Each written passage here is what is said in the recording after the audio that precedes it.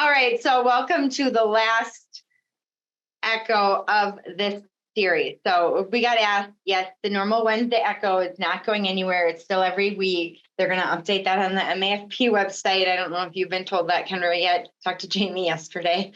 So we're going today to kind of wrap up everything, answer some of the questions, and just kind of do what did you learn and make sure Kurt and I actually taught people things. Even if we taught you one thing, it's a winner. Remember the free CME, when you get that little thing, make sure that you answer it so you can get your credits. And if there's somebody else in your room, please tell us who it is if they want credits or need credits. So. And cameras are cool. That's the neatest name ever.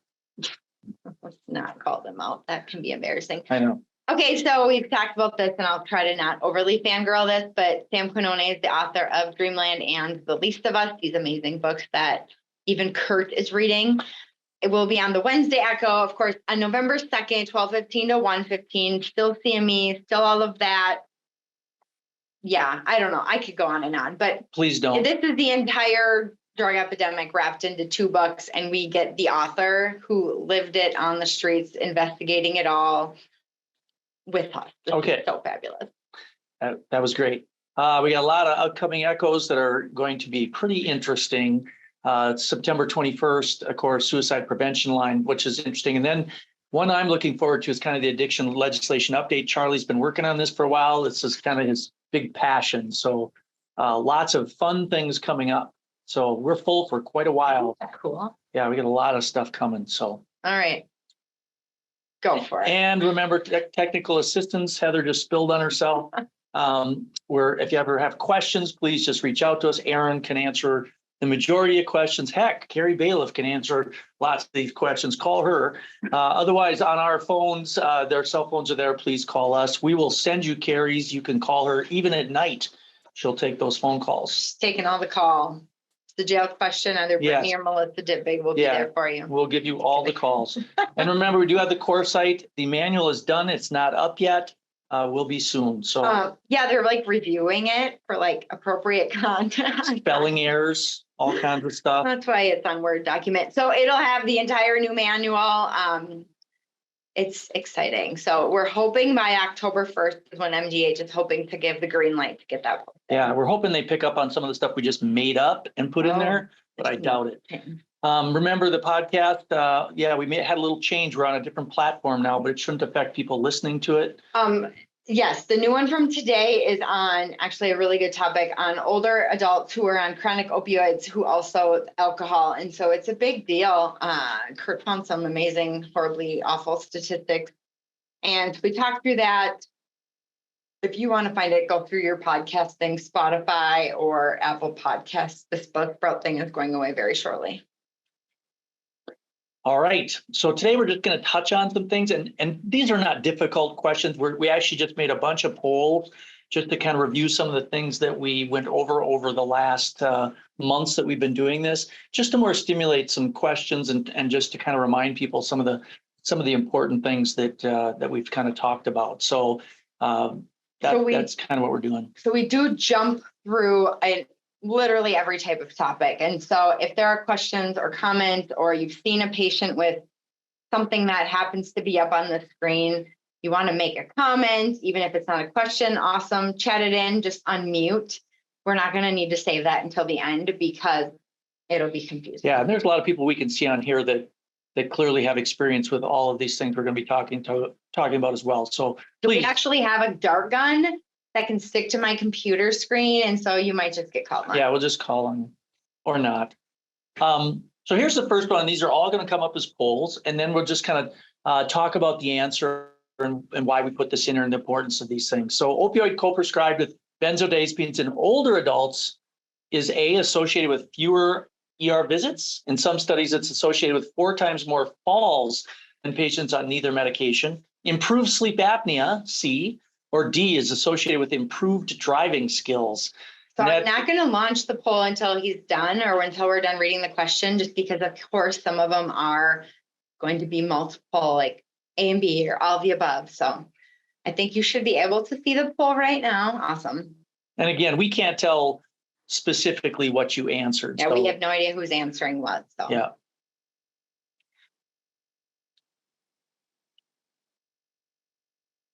Oh, weird. It's 19 and 19. Wow. No, it doesn't say like, normally it says like 20 out of 40 on, but Yeah.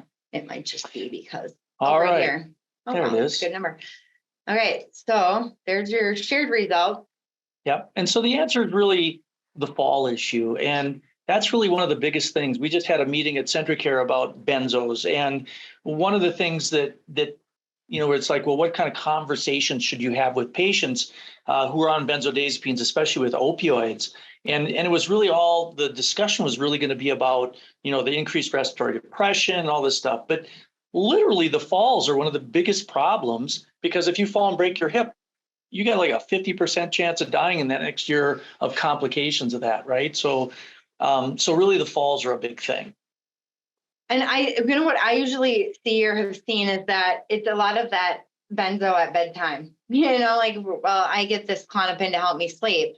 But if you think about that, and older adults tend to get up to use the restroom, the bathroom more frequently. And I don't. oh my gosh, that was TMI. But that's the time when, you get up, we're all a little bit disoriented in the dark and out of sleep. And it's just a super high risk combo. Yeah, and if you watched that Vikings game last night, you probably didn't get up at all. You just couldn't sleep. It was so terrible. But anyway, so really the benzodiazepine thing is really, I think, so important for us to consider. And even without the opioids, benzos, especially at bedtime, associated with a lot of falls. So important thing to kind of think about. Any comments from anybody? Any thoughts? All right. Okay. Definitely not associated with better driving skills, and that's assuming you're a good driver to begin with. You might already be I'm bad. not right now driving with my left foot. Okay, the major difference between lapse and relapse is related to the type of drug or substance that was used. True or false? It's wide open. Oh my gosh, we're going to hear a lot of like dad weirdisms today. Yeah, we're just trying to fill the gap here while people are thinking. Kurt doesn't like silence. No, I thought we'd have music, but Heather couldn't figure out how to do that. I'm going to blame Kendra for that one. Just kidding. So the lapse and relapse are, it's really something that we talk about a lot in the clinic. And I think that when we actually gave this talk, I think I may have used the comments. I'm just sorry. I just laughed at a comment. I think I may have used a patient of mine who had actually stopped drinking and had drank literally for 1,800 days in a row, and it had quite the issue. And then when he stopped drinking, he had 30 days of recovery, and then drank one day and then had 10 more days. And he was distraught by the fact that he had drank, that he had broken his streak. And I really pointed out to him that this is a lapse. This is not a relapse. He lapsed for one day. In the last 30 days or last 40 days, he had one bad day. And prior to that, he had 1,800 bad days in a row. So that's a lapse. A lapse is just a small momentary issue, maybe a couple of days, and then people return to the recovery phase. Yeah, I always say you came back, like whether it was their scheduled visit or the next, like you came back and you told me about it. Like that's a huge, huge thing. And then sometimes that's not enough. And then I go back to the whole diabetic thing and I say, every once in a while that diabetic eats an entire pan of chocolate chip cookie bars. And it's just, one of those things. And then you get back onto eating your peas and carrots the next day. If you even like peas and carrots. I'd eat the carrots. But anyway, so yeah, so lapse and relapse. And I think sometimes for this patient in particular, it was very reframing that made him feel much better when he's like, when I look at it that way, I don't feel like a failure, because he really felt like a failure. And you have to say, listen, we've done so much better these last 40 days. This is great.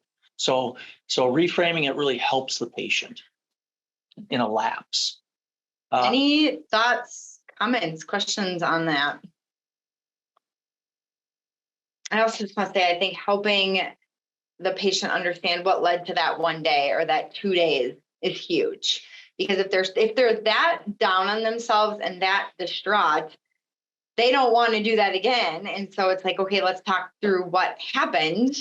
So, and then let's talk through other thoughts that could have maybe happened instead that wouldn't have led you to this part. So. Yeah, it's interesting too. I think the question could be, well, what's the maximum days that a lapse could be? I think, and it's like, I just had a guy who really had a lapse for probably 20 days and 25 days living under a bridge. And every day he wanted to come, he called multiple times, finally showed up, went right to treatment. Right. And so I look at that and I say, he was really doing everything he could to get back. But he had some social situations that derailed him. And I have a question. How about I ask a question and you can answer it if nobody else wants to take a shot at it. And I will preface it by saying, I don't even know the best answer. And Brittany and I talked about this at length yesterday. We don't have the best answer. So I have this patient a few months ago, established care, I was seeing him. I saw him video visit a couple different times, was, going to court for different things, was, following through and all of that. And then it's like, he'll have an appointment and then he'll call, I need to do video. He'll have an appointment, he'll call, need to do a video. So we played that game for a while. And then it was like, I really need a urine though. And I had gotten some, feedback from another random person that I happened to be seeing, mentioning him. And I kind of just processed that in the back of my mind and left it there. But I said, well, I'll order a urine drug screen in the community you live in. And eventually he did it. And Brittany, the nurses have stressed with him 1,000 times that you really need to get here. And again, yesterday, missed his appointment, 5 minutes into his appointment time, calls and says, I just couldn't get there. What would people do with this patient? And you can chat it in. And again, I would love to know, Kurt, what you would do. My first thought is, let's schedule him to see Kurt to do more of the tough love angle. I mean, Kurt, you've done that before too. I think that from my standpoint, again, if I could even get him on video, I keep working it. That would be what I would do. I keep encouraging him to come in, but at least he's engaged. I mean, that would be what I'd look at. Yes and no. I mean, he's getting the med. Only. Yep. Only give him enough to get him to the appointment, says Carrie. Yep. And we've been doing that. We've shortened that next appointment schedule. So, yeah. Yeah, those are tough ones. And you just, in my opinion, you just keep hanging in there and you hope for change. Sometimes it comes and sometimes it does not. Unless my Suboxone is just like funding everything else in his world. Yes, and that's a concern. Oh. Yeah, diversion. Okay, next. All right, collaboration of local clinics and county jails is important because A, collaboration around substance use disorder can decrease recidivism. B, many patients with SUD enter the legal system. C, overdose risk of a patient is high upon release from jail. Or D, all of the above. Okay, maybe these were too easy. But again, they're discussion points. You should have heard Emmett say the word recidivism, my 10-year-old. He hit it? He's like, what is that word? Then I tried to explain it to a 10-year-old. All right, looks like we got most people. And of course, everybody got it right. Yeah, all of the above. My kids laughed. They're like, I don't know what that word means. But the fact that they all basically say the same, A and B basically say the same exact thing. I was teaching my kids how to be good test takers when I was typing this. So it is. I mean, we've all seen it in and out of jail, the same patients. We have some jail providers and nurses on that we've all seen it. They catch legal charges, whether it's, driving while intoxicated, it's possession, it's theft, there's a lot of things they get charges on. So they enter the legal system and then they are in and out of jail after so many tries. And then of course, that release from being incarcerated is, greater than 12 times higher chance of dying in that first 2 weeks than anybody else, just because of that loss of tolerance while you're incarcerated. And so collaboration is one thing that, making sure that when that patient is released from, whatever incarcerated setting they're in, that they have that close follow-up. And then the other part of that, of course, is getting the treatment in the facility. So if it's OUD, getting them on MOUD and all of that. And I think too that we also need to look at this as just like the ERs are also a similar situation. Your risk every time you go to the ER with an overdose, your risk of dying in that year increases substantially. And if people are there 2 or 3 times during the year, I think statistically it's like 20 or 30% chance of being dead in the next year. So it's, anytime that we can collaborate to get patients from a particular place they present back to the clinic for treatment is significant. So any thoughts? Go ahead. No, I saw a patient last week and when Brittany was in one of the local jails, and she says, I probably saw him a half a dozen times in the last, couple of years in my jail. Like, that's how many times this gentleman, she had re-met him in the same jail. And, he's now engaging, and it's neat for the patient to see like their old jail nurse is now like in the clinic. I think that's pretty cool, but it's sad. All right, next. Prior to most surgical procedures, buprenorphine should be A, decreased, B, stopped, C, increased, or D, unchanged.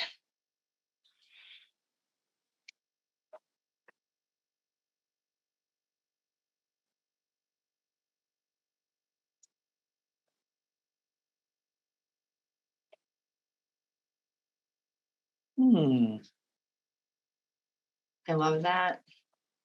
Yeah. I love that answer. All right. So when we look at and this is prior to the procedure. So there can be different to how you ask this. Now, when we look at the latest guidelines, we know that if we stop it or we decrease it, the chance of relapse after the surgery is significantly higher. Now, just a few years ago, though, there was that recommendation to taper to 12 or to try to decrease it to a point. So Yep. And there have even been studies that have shown that patients that have it decreased before surgery actually have much poorer pain control. And so for the most part, we leave it unchanged. Now, post-op is different. Yeah, so I love the person who answered increased, because it is kind of the thing to like think about. And do you prescribe it elevated for anticipation? Most would say wait until after the procedure, but I would say increase would be my second best answer on this. Yeah, and I frequently afterwards, I will split the doses and increase it after the surgery, and even if they're on an opioid. And so I think that increased right after is probably also going to happen, but prior to typically leave the same. All right. Did you want me to read that? You want your old eyes, can you see that? Yeah, regarding duration of treatment of OUD, which of the following statements is true? Patients can be safely tapered off after a year. Naltrexone and buprenorphine have similar survival data at 5 years. No good data exists regarding the length of treatment, but fewer than 5 years has an 86% percent relapse. Detox and tapering off buprenorphine is safe. It's a safe strategy. Which of these is true?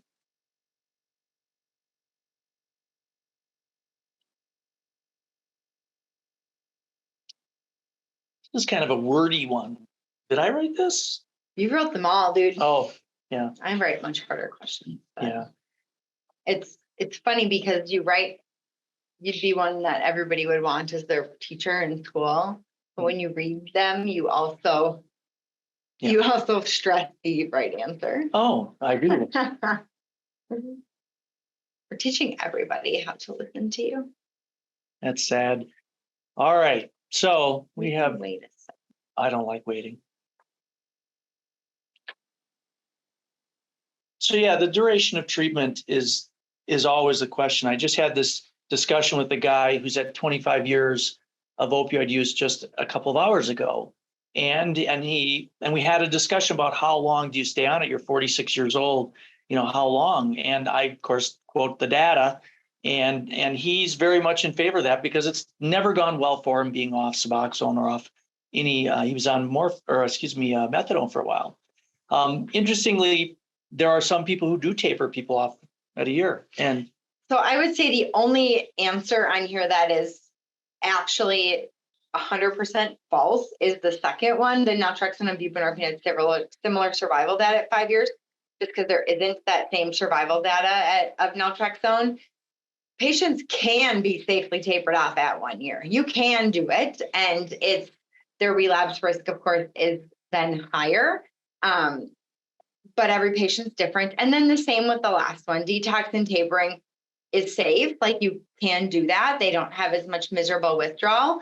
And it's just long-term safety and, sobriety isn't there. So this was an interesting question. Melissa made the comment about the statistic to patient. So when I was typing these, and my 7-year-old would come over, "What are you typing, Mom?" And I was typing this answer, and I read it to her, and she's like, "What's the question?" Of course, she has no idea, but she's like, "I think it's the 86% one because I hear you say that number all the time." Yeah. So there you go. yeah. But again, detox and tapering off is safe, but is it a long-term safe? And the answer is probably not. That's the truth. To me. I did. As pregnancy reaches the second and third trimester, A, buprenorphine should be decreased due to increased risk to the fetus. B, patients on buprenorphine should be transitioned to methadone. C, buprenorphine should be stopped prior to the second trimester. And D, buprenorphine should be increased if patient develops withdrawal symptoms. I should probably put the poll up though.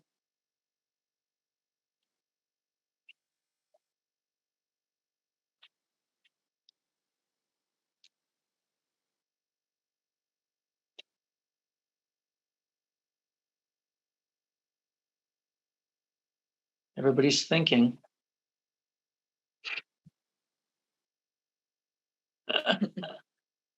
Today is Kurt's Monday. It always has been. If you've Yeah. wondered what the deal was about this echo and Tuesdays. This is Monday to me. Although starting in a week or two, I'm here on Mondays. So then it'll be like a normal week.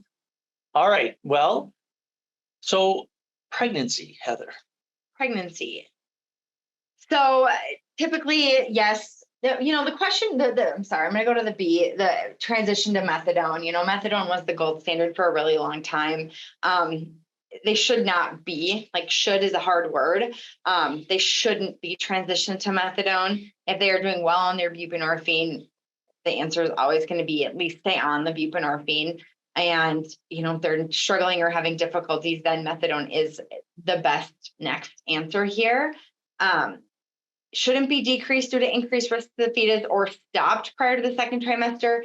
Some patients do want to stop prior to the second trimester, third trimester because of the neonatal withdrawal syndrome, and we always talk about that.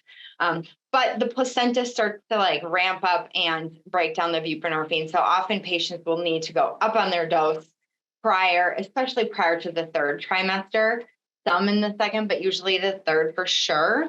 And they will start having more cravings. They will start using dreams out of nowhere.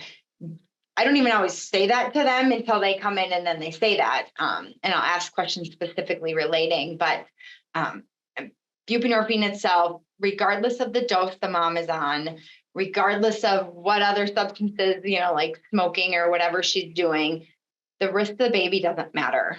In terms of the dose, it's not a dose relationship. So a mom could have be on 2 milligrams and the baby can still have more significant withdrawal, or the mom could be on 24 and the baby could have no significant withdrawal. So it's not dose dependent.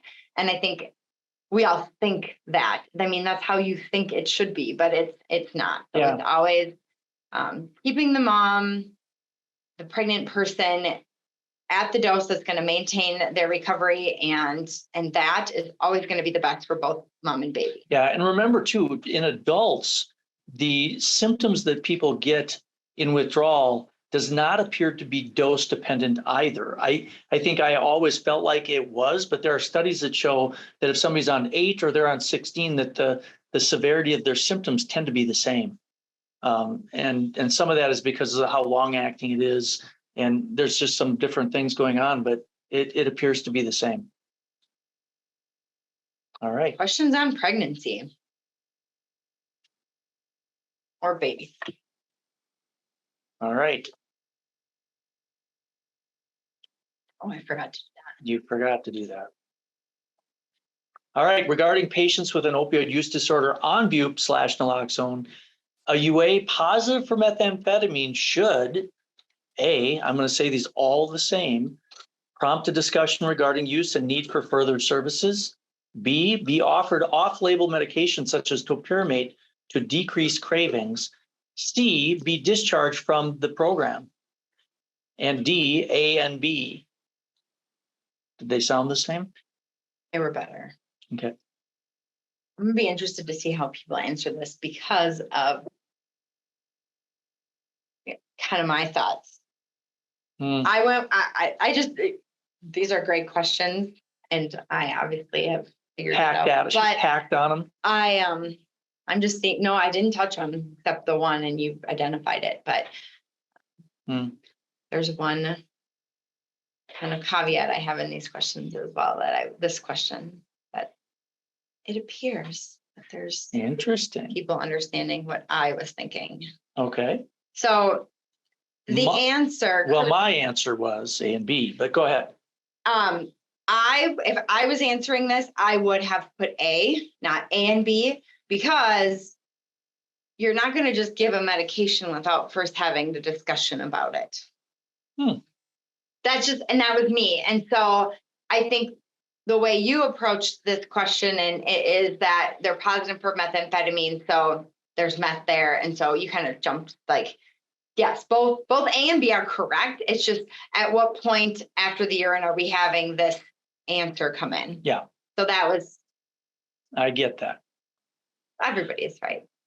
Yeah, and there obviously there's some off-label things that we can use sometimes to help with the craving, and even naltrexone, is something you can use for meth, but obviously not on buprenorphine. So you forgot Lamictal. That's not. It's certainly not FDA approved. Okay. Oh, wait. Question. Oh, CME rate. Okay. Patients with opioid use disorder who drink alcohol have A, less morbidity than patients with opioid use disorder who don't drink alcohol. B, increased risk of respiratory depression. C, increased risk of developing AUD, or D, B, and C. This is a good board question just because it's confusing. I mean, it's kind of wordy. You have to think about it. I shouldn't have done these all myself. No, I love it. I'm glad you did because it makes. No.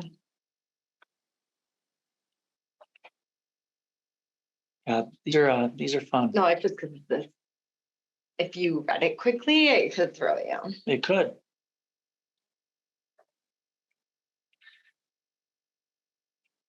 So yes, B and C. I was saying that A, if you read it quickly and didn't like actually read the words very well, that could have been a thought. Yeah.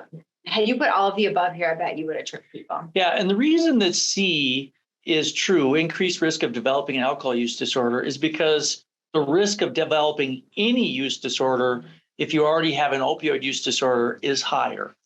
And so, again, we see this so commonly. I saw today a guy who started with opiates, went to alcohol, went to another thing. So, understand that the only reason C is positive is because they already had a different opioid, a different use disorder.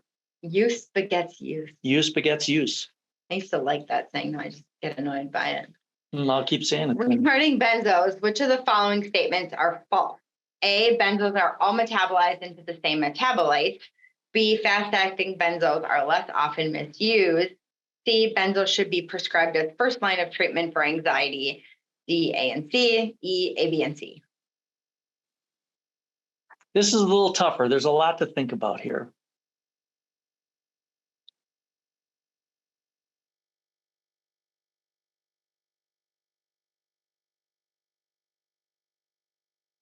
Yeah, remember, this is what is false. So hope you didn't already put your answer thinking it was true. Most haven't. So. Yeah.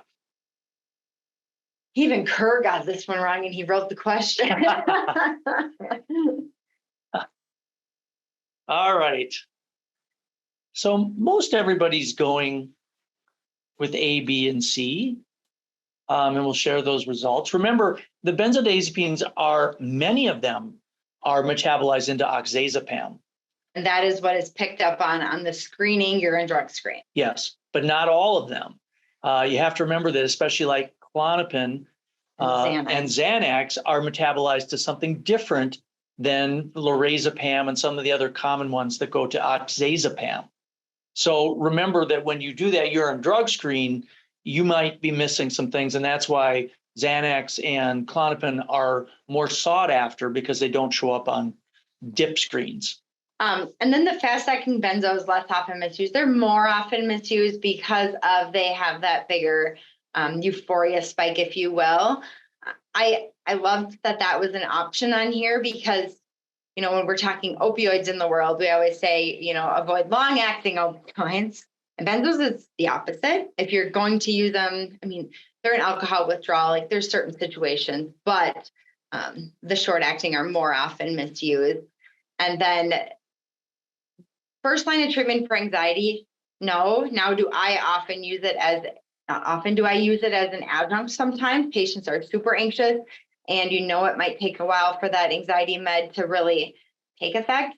I will prescribe occasionally, an as needed Ativan for the first few weeks, or obviously if there's like an acute event, someone died, cancer, whatever, a very short period, 2 to 3 months top. Yeah, and just remember, and I just had a case the other day where somebody came in and said I was put on Xanax because they said that it was less addicting, and because it was short acting. Okay, that was what the patient said, and I said actually its onset is fast. That's why people like Xanax, but it also is a very long half-life. So Xanax is one of the weird ones, and so just keep that in mind that it is relatively long acting, especially in the older people. I know some people who are older adults. I don't know anybody in this room, but I think that you actually referred to yourself as an older adult. No, not really. But so just remember, Xanax is the different one where it's actually fast acting, but yet longer in duration. So that's why people like it.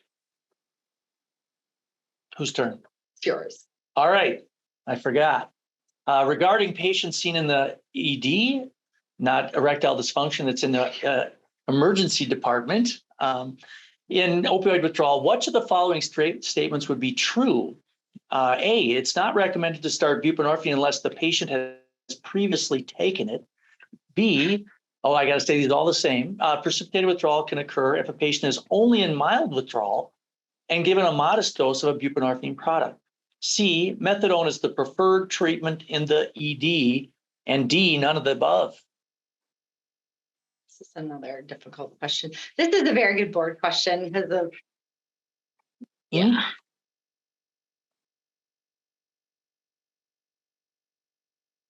So which of these are true?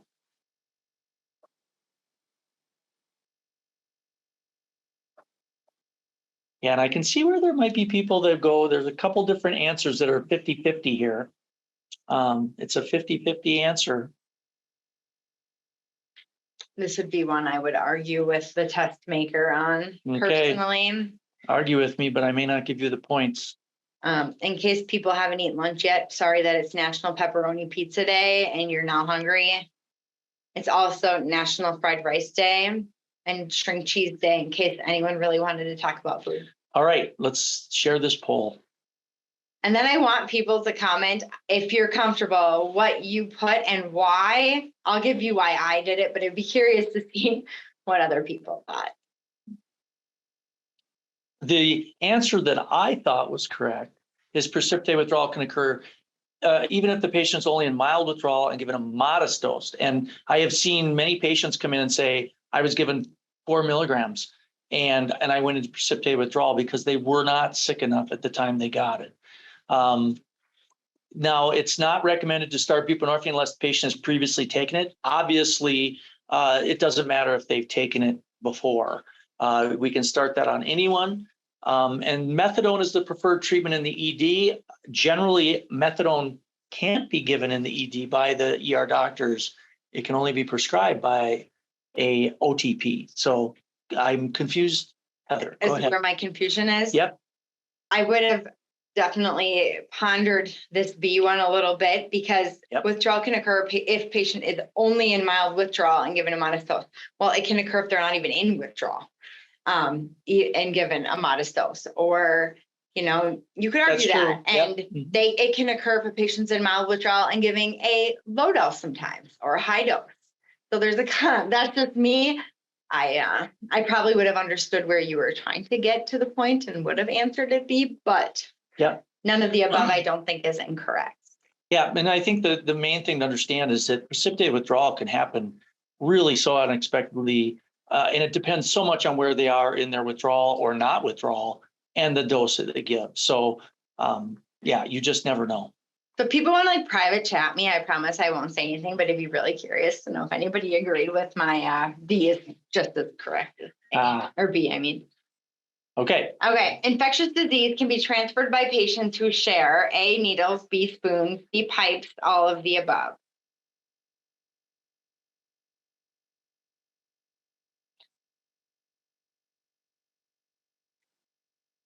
Yes, don't say it. Yes.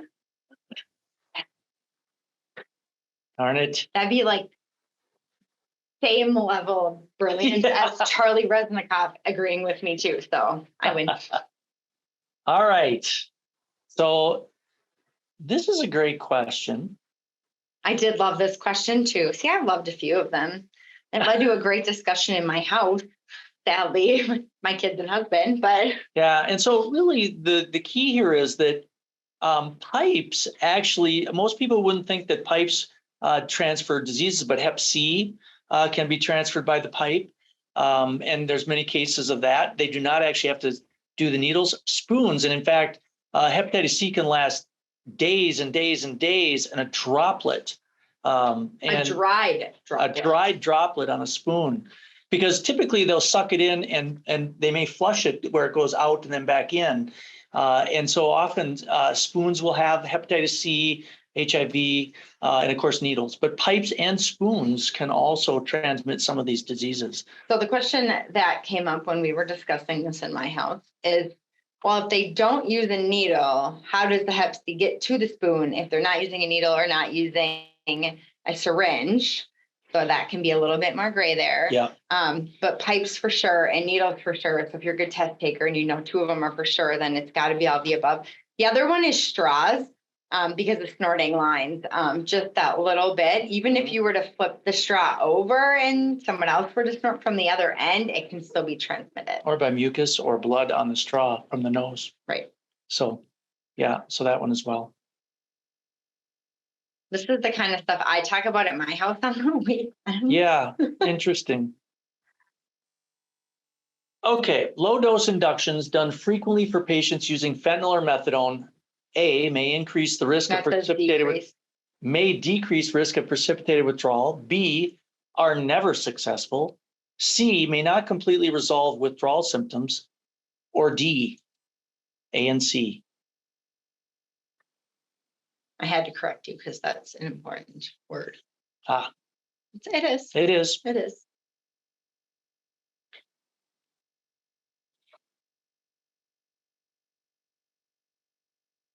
I do like our bigger screen though. I do. All right, Heather, what do we got? So again, A and C, obviously they are successful most of the time, but not all the time. And one of the things that we have this conversation with patients all the time if we use low dose inductions. And again, there are people using macro doses. So I'm not saying that macro dosing is wrong. There are people that use it and seem to do well with it. We tend to be a little gun shy after some precipitated withdrawal over the years. And we tend to use lower dosing where we're using 1 or 2 milligrams to start typically. But we tell patients, you may not be perfect. We're using much more clonidine, much more Zofran than we have in the past with heroin or oxy or even, some of the other things. So it's just really understanding that they're not going to be perfect, sometimes for, 2 days. And the reason it does scientifically decrease the risk of precipitated withdrawal is back to that talk showing the receptors and how fentanyl slowly leaves. You're just slowly replacing it Usually by day 4 or 5 with fentanyl, the fentanyl will be gone and you can jump up to a good dose pretty quickly. Methadone, it takes a little bit longer. Actually, wait a little bit longer with that one. So, yeah. Patients presenting for MOUD treatment should only be told about treatment options you offer at your clinic. True or false?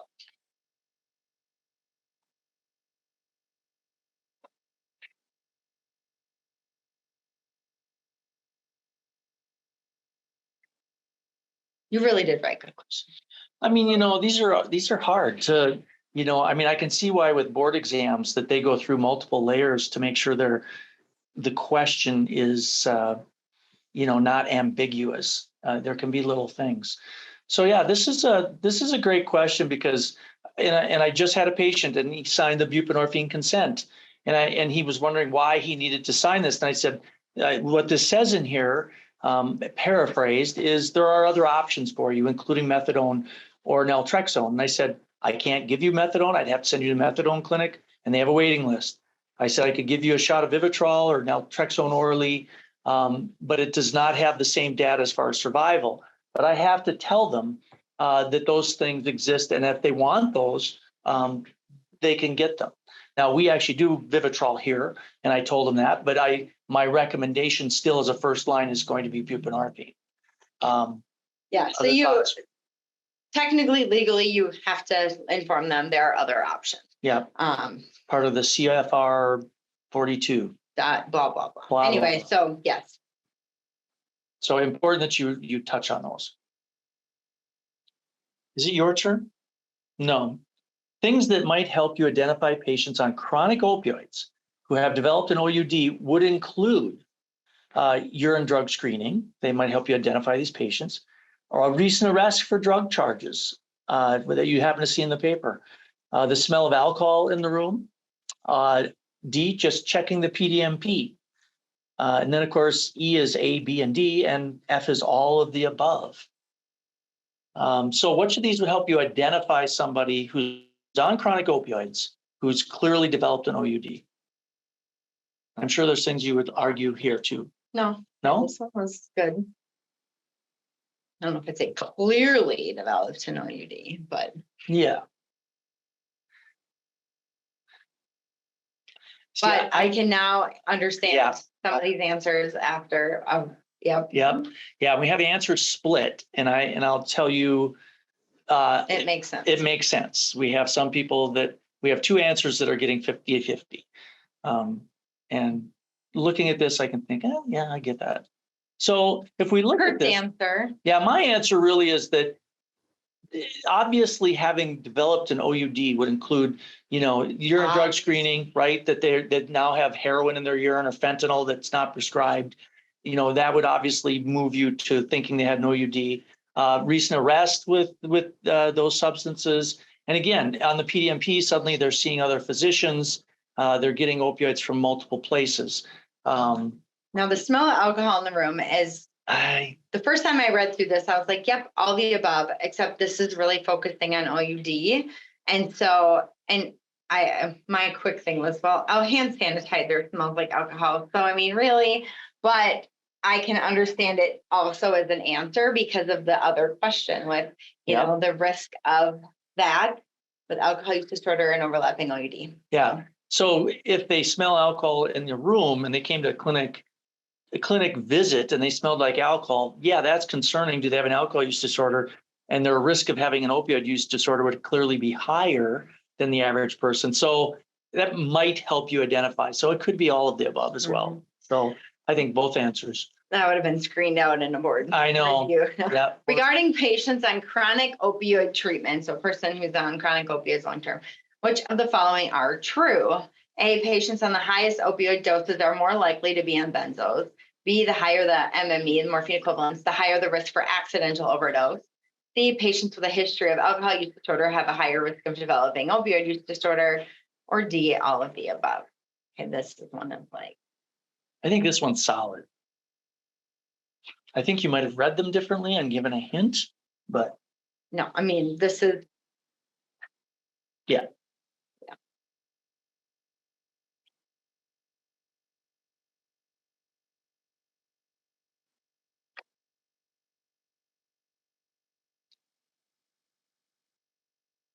All right.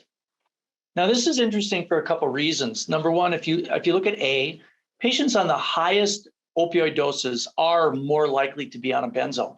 And the other interesting part of that is people on opioids are actually typically on the highest doses of benzos, higher than people that are on benzos alone typically.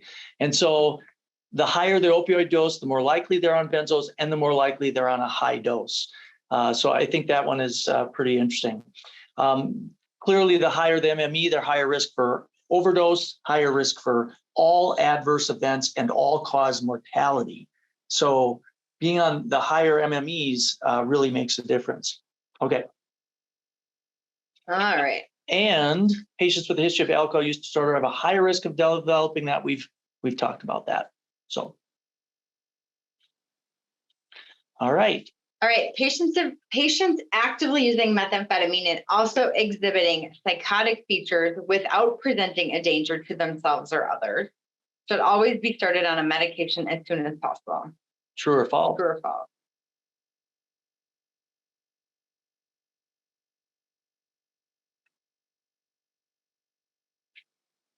I feel really good about what people have learned here. This is great. I don't think Heather learned that much, but everybody else out there seems to have really nailed it. Well, considering I had to teach this all to you. Yeah. All right. Go ahead, Heather. Tell us what you think. So false. And this is one of those, you got to read it a couple of times question. And Isaac argued with me about this one for 10 minutes. So a 12-year-old argues with you and okay. He argues with, he's my child. Okay, so they're actively using meth, okay, and they're acting psychotic, but they're not unsafe to themselves. They're not banging their head on the cell door wall, or they're not like hurting anybody else. Do they need to be started on a medication right away? And the answer is technically false, because there's you can't, and maybe they should be diagnosed with psychosis or something, because you can't diagnose this mental health disorder in the presence of substances. And so yes, if there's acute danger of some kind and you need to like protect the patient or other people, then yes, a medication, but it's understanding that this is methamphetamine-induced psychosis, and getting rid of the methamphetamine is the most correct answer. I have to say. Yeah, and I think that when you see patients back, and you will, I know we've seen quite a few over the years who have gone and ended up in the psych ward, and they were started on an antipsychotic during a methamphetamine use time. And typically the question is then, well, when do you taper them off? And most people would say somewhere between 6 and 12 months.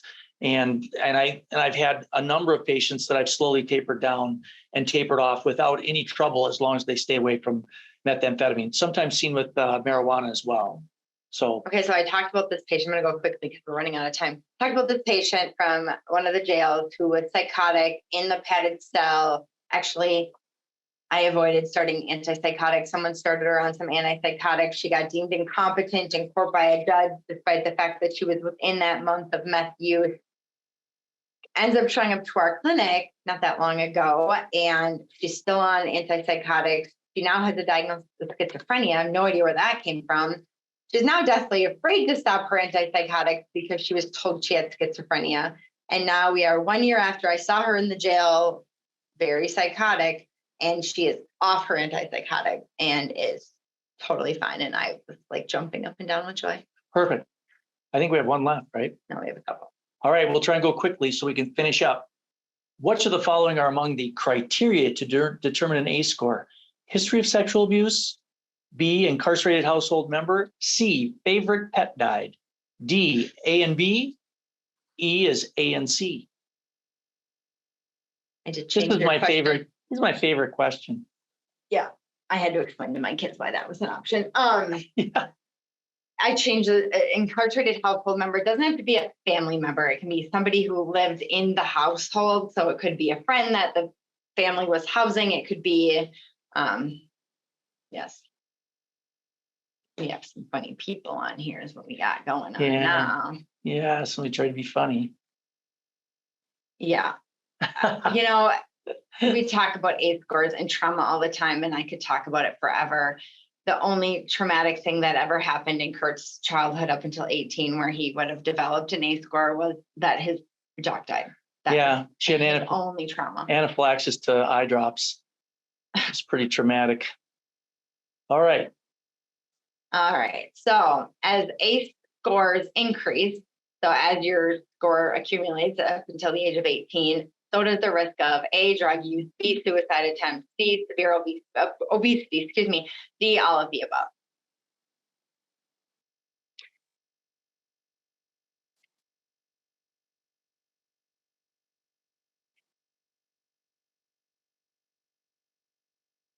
All right. So yes, and I think patients and people, drug use, suicide attempts are kind of the obvious ones. The severe obesity, ACE scores does impact your risk of having diabetes, certain cancers, and lots of different cancers. And so there's a lot of health effects as well, not just the substance use impact. Well, and I think the one thing, I saw a lady last week, and of course, sexual assault is on here as well. And she asked me why we asked these questions. And I explained to her why. And she started talking about her how she'd been sexually assaulted from the time she was 5 until she was an adult, until 17 or 18, she left the house by 4 or 5 different people. Okay. And so really no surprise this lady ends up in an addiction clinic, right? She had drug use in the house. She had all the big problems. So it does really matter. And I think it's so important that we do that and look at it. All right. The most common falsely positive urine screening drug test is morphine, tramadol, oxycodone, or amphetamine. And this is on the dips that people do in their clinic. What's the most common falsely positive? And then there's one more question after this. All right. This and one more, and then we are done with Tuesday Echoes for the foreseeable future. And you will all have to just do something different during Tuesdays. All right. And amphetamine is the one. And it's the most commonly falsely positive thing. So when you get one, don't go in the room and go crazy, because you may have an explanation, and it could be one of the other medications that they're taking. And so just kind of look closely at what they're taking and whether or not that could have caused it. And again, even a cold medicine. So. All right. Patients who are morbidly obese should be screened for what condition before starting chronic opioids? Even if they have every indication to be on them, what should you still screen for? A lot of answers here. A, diabetes, B, sleep apnea, C, congestive heart failure, D, prostate cancer.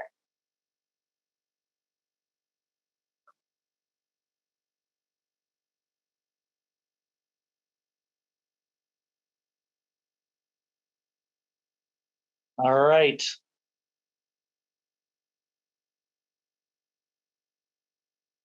And of course, sleep apnea would be the most common answer here.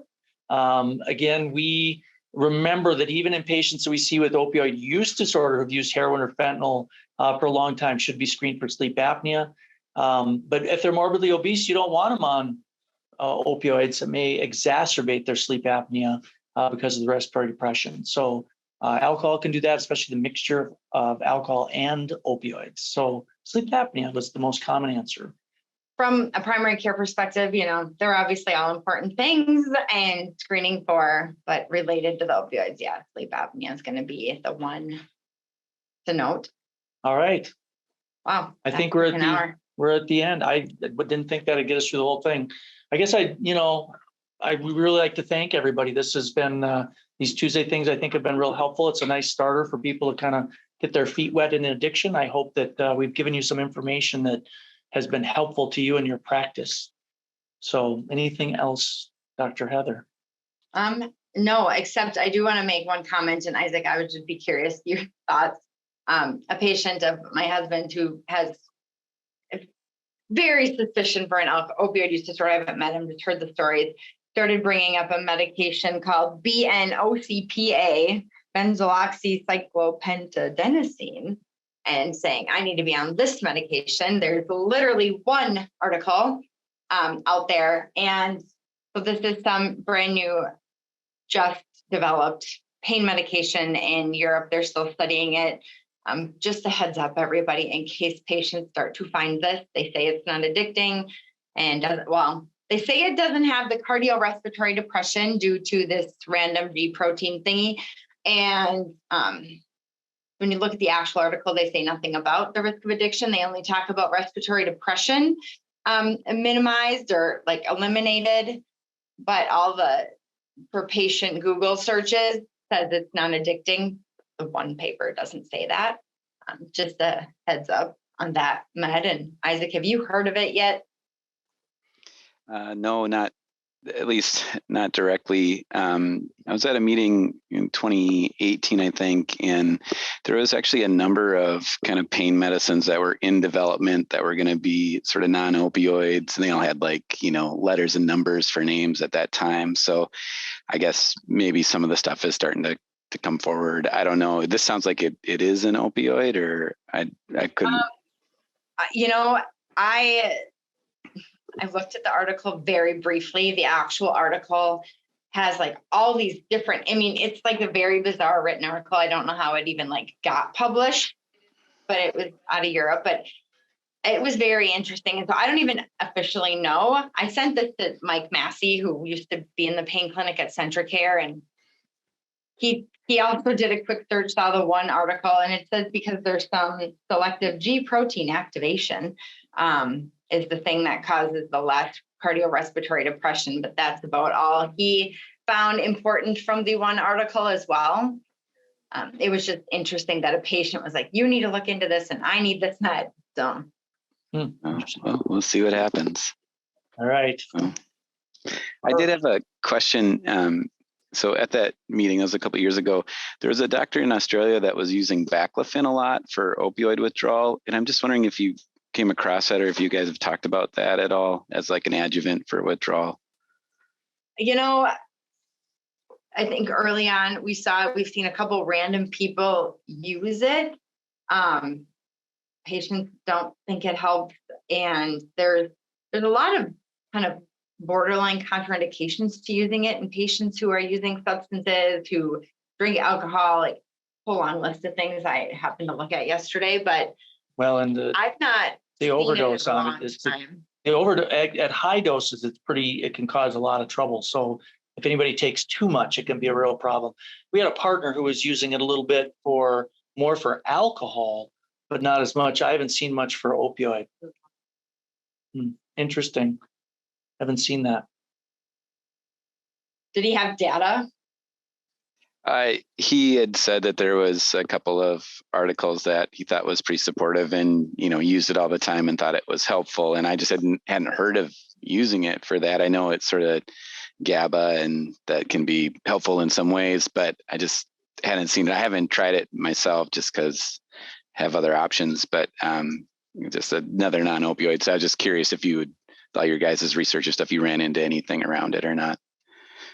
Not at all, because like you said, there's so many other options. Yeah. All right. Well, we're signing off for the last time on a Tuesday. So again, thanks everybody. Yeah, tomorrow the new 988 suicide hotline, because that's fairly new still in Minnesota. So. All right. Have a good week.